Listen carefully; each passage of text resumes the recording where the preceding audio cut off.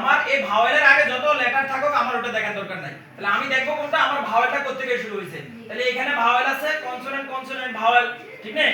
তাহলে আমার এই রুলস হলো বি সি সি ডি। তাহলে আমি এখন দুইটা ভাওয়েল, এই যে এটাও ভাওয়েল এটাও ভাওয়েল, এর মাঝখানে দুইটা কনসোনেন্ট আছে। তাহলে দুইটা কনসোনেন্টের মাঝখানে যখন আমি দাগ দিব, দিয়ে এইটুকু উচ্চারণ করব W I N win D O W do.